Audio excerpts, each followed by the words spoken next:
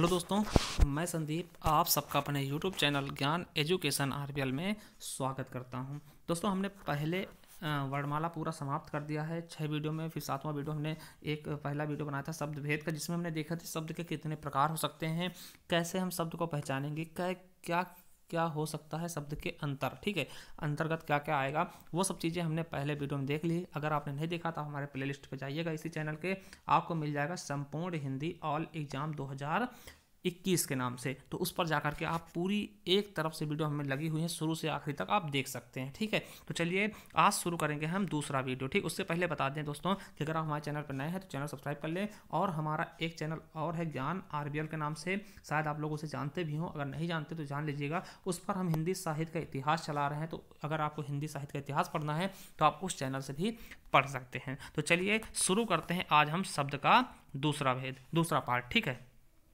ठीक, देखिए हमने पहले क्या देखा था, पहले वीडियो में देखा था कि हम शब्द को 4 भागों में बांट सकते हैं। पहला क्या था, रचना या बनावट के आधार पर हम इनको 3 भागों में बांट सकते थे। पहले में क्या क्या था, तो रूढ़, यौगिक और योग रूढ़, तो 3 भागों में बांटते थे। तो हम आज इसी के बारे में चर्चा करेंगे। तो पहला पार्ट क्या है, रचना या बनावट के आधार पर, तो 3 भागों में बांटते हैं, रूढ़, यौगिक, योग रूढ़। तो आज हम इन्हीं के बारे में देखने वाले हैं। तो चलिए शुरू करते हैं इनके बारे में समझना, ठीक। तो दोबारा बता दें, आज हमारे पार्ट 1 है, पार्ट 2 है। पार्ट 1 अगर आपने नहीं देखा तो देख लीजिएगा। चलिए शुरू करते हैं। देखिए, रचना या बनावट के आधार पे शब्दों को हम 3 भागों में बांटते हैं। कितने भागों में दोस्तों, 3 भागों में। रचना या बनावट के आधार, क्वेश्चन आएगा कि रचना और बनावट के आधार पे शब्द को हम कितने भागों में बांट सकते हैं, तो आपको 3 बताना है। पहला क्या है, रूढ़ या फिर रूढ़ शब्द। देखिए दोनों एक ही है, क्या है, रूढ़ या फिर रूढ़ शब्द। फिर यौगिक हो जाएगा दूसरा, और तीसरा क्या हो जाएगा, योग रूढ़ और योग रूढ़ भी, ठीक है। तो चलिए इनके बारे में हम थोड़ा डिटेल्स देखते हैं। पहले देखते हैं रूढ़ शब्द, क्या रूढ़ या फिर रूढ़ शब्द। देखिए रूढ़ शब्द क्या होते हैं, पहले हम परिभाषा देखेंगे, फिर इसके बाद इनको समझने की कोशिश करेंगे। रूढ़ शब्द वे शब्द होते हैं जिनके हम सार्थक खंड नहीं कर सकते। क्या दोस्तों, सार्थक खंड नहीं कर सकते, यानी अगर उनको तोड़ते तो उनके दोनों जो टुकड़े होते हैं या तीनों टुकड़े होते हैं, उनके कोई सार्थक अर्थ नहीं निकलेंगे, वही क्या होते हैं, रूढ़ शब्द।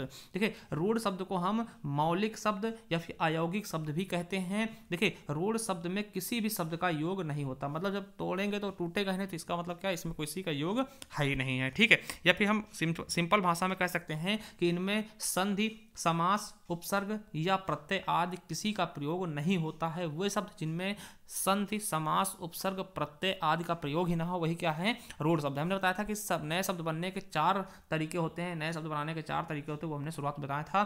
तो ठीक है, तो अगर वो शब्द टूटे ही ना तो वही क्या है, रूढ़ है, ठीक है। अब देखिए इनका एक निश्चित अर्थ होगा, बिल्कुल सही है, इनका क्या होगा, निश्चित अर्थ होगा दोस्तों, ठीक है। देखिए जैसे इनके उदाहरण देखते हैं, जैसे क्या हो जाएगा, घर, कमल, ठीक है, कलम, घोड़ा, पानी, चावल, हाथी, दीवार। अब देखिए मान लिया हम हाथी को तोड़ते हैं, तो हाथी कैसे टूटेगा, हा प्लस थी।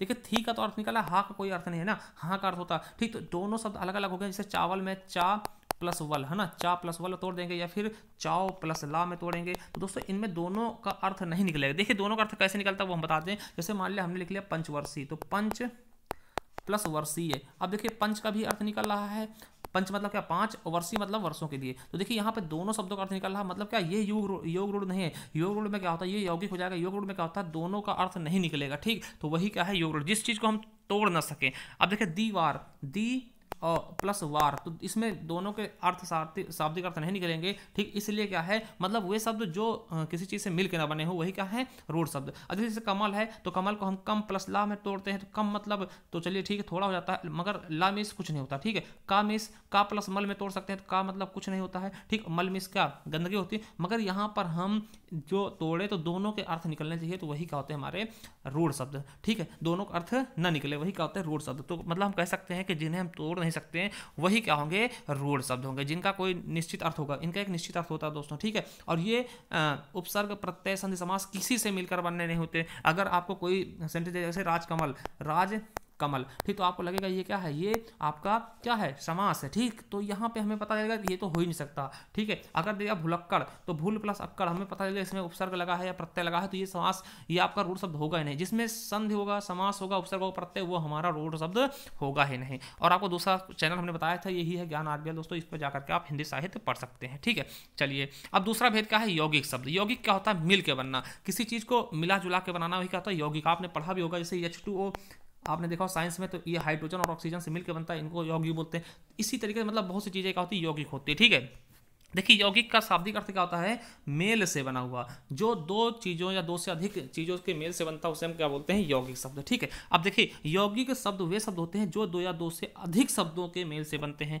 ठीक है, किसने, दो या दो से अधिक शब्दों के मेल से बनते हैं। ठीक है, वे शब्द जो दो रूढ़ शब्दों के योग से बनते हैं तथा उन्हें तोड़ने पर प्राप्त शब्द अपना अपना अर्थ देते हैं। देखिए वे दो रूढ़ शब्द होंगे, दोनों को जोड़ दिया जाएगा तो क्या बन जाएगा, यौगिक शब्द। देखिए ये सीधा सा एक सूत्र देख सकते हैं। देखिए यौगिक शब्द क्या है, एक शब्द, एक रूढ़ शब्द और दो रूढ़ शब्द। ठीक है, तो दो रूढ़ शब्द मिल जाएंगे। जैसे मान लिया एक नील हो गया, नील क्या है, रूढ़ शब्द है, और कमल है, कमल भी रूढ़ शब्द है। ठीक है, नील है, कमल है, दोनों रूढ़ शब्द हैं। अगर इनको जोड़ दें तो नील कमल हो जाएगा दोस्तों, ये क्या हो जाएगा, यौगिक शब्द हो जाएगा। क्यों, क्योंकि देखिए एक रूढ़ शब्द ये हो गया और एक रूढ़ शब्द ये होगा, दोनों को हमने जोड़ दिया, नील कमल बन गया, मतलब क्या होगा, ये यौगिक शब्द होगा। ठीक, तो ये चीजें अब देखिए नोट क्या है कि ये शब्द उपसर्ग, प्रत्यय, संधि, समास चारों से मिलकर बने होते हैं। अगर कहीं पर आपको उपसर्ग, प्रत्यय, संधि, समास मिलते हैं तो वो आपका यौगिक शब्द होगा। केवल और केवल बहुब्रीहि समास को छोड़कर, समास में क्या, बहुब्रीहि समास को छोड़ देंगे, केवल बहुब्रीहि समास आपका यौगिक नहीं होगा, बाकी सब के सब क्या होंगे, यौगिक होंगे। चाहे वो समास हो, उपसर्ग हो, संधि हो या फिर प्रत्यय हो, सबसे बनते हैं क्या, यौगिक शब्द। चलिए देखते हैं, जैसे मान लिया पंचवर्षीय। देखिए पंचवर्षीय को हमने तोड़ा, पंच प्लस वर्षीय, पांच, इसका भी अर्थ निकाला, इसका भी पंचवर्षीय। ठीक है, और जैसे विज्ञान, विज्ञान में वी क्या है दोस्तों, उपसर्ग है, तो उपसर्ग मिल गया, इसका मतलब क्या होगा, ये यौगिक हो जाएगा। ठीक, वी प्लस ज्ञान, तो विज्ञान में वी क्या है, उपसर्ग है, ये यौगिक हो जाएगा। छात्रावास, तो छात्र प्लस आवास, छात्र प्लस आवास, ये तो आपका पता है संधि हो गई। ठीक है, तो यहाँ भी क्या हो जाएगा, यौगिक शब्द होगा। देखिए छात्र का अर्थ अलग है, आवास मतलब रहने का स्थान। राजपुत्र, ये आपका क्या होगा, समास हो गया, राजा का पुत्र है ना, तो यहाँ पे राज का भी अर्थ निकल रहा है, पुत्र का भी निकल रहा है। ठीक, सामाजिक, देखिए इक, यश में क्या लग गया, प्रत्यय लग गया, तो समाज प्लस इक। ठीक है, प्रत्यय लग गया, बिल्कुल सही, तो प्रत्यय लग गया तो यौगिक हो जाएगा। यथाशीघ्र, ये देखिए आपको पता है कि यथाशीघ्र क्या है दोस्तों, अव्ययीभाव समास है, तो यहाँ भी क्या हो जाएगा, आपका बिल्कुल यौगिक शब्द हो जाएगा। आजन्मा, आजन्मा है ना, देखिए ये भी आपका समास है। ठीक है, तो बेवक्त, ये भी आपका समास है। महात्मा, ये भी आपका समास है, कर्मधारय है। कुपुत्र, ये भी आपका कर्मधारय समास है। तो यहाँ पे जहाँ कहीं भी संधि, समास, उपसर्ग, प्रत्यय मिलेगा दोस्तों, वो बिना सोचे समझे आप बता देना क्या है,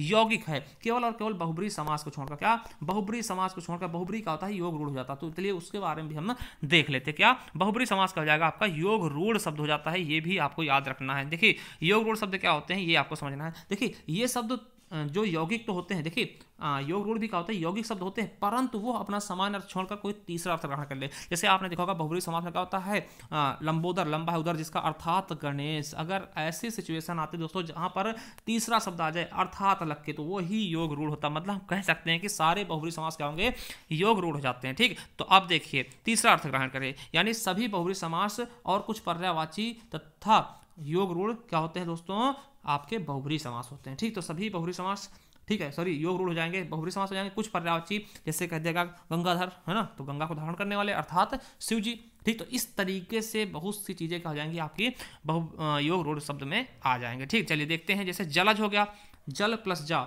जल से जल में जन्म लेने वाला अर्थात कमल। ठीक है, हो गया। और ये क्वेश्चन आपके एग्जाम में पूछा गया कई बार, जलज कैसा शब्द है, तो आप बता देना योग रूढ़ है। क्या है दोस्तों, योग रूढ़ शब्द है। ठीक है, तो याद रख लेंगे, योग मतलब क्या, जुड़ के, रूढ़ मतलब आपने देखा था। ठीक, तो योग रूढ़ हो जाएगा। जलद, जल को देने वाला यानी बादल हो जाएगा। जलधि, जल को धारण करने वाला अर्थात समुद्र हो जाएगा। एक दंत, एक है दांत जिसका अर्थात गणेश जी, तीसरा अर्थ निकला ना।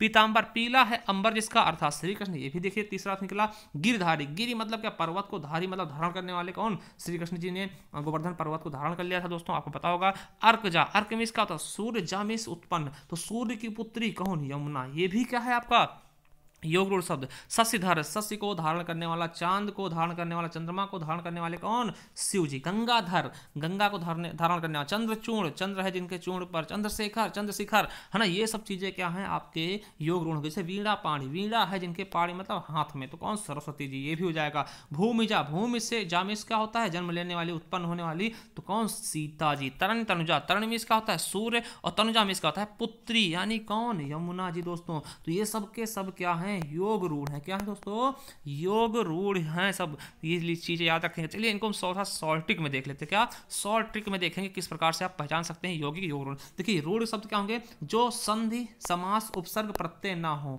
संधि, समास, उपसर्ग, प्रत्यय से बने शब्दों को छोड़ दें तो वही क्या होंगे, जो बचेंगे वही क्या होंगे, रूढ़ शब्द, यानी इनको तोड़ नहीं सकते, तो बिल्कुल सही है।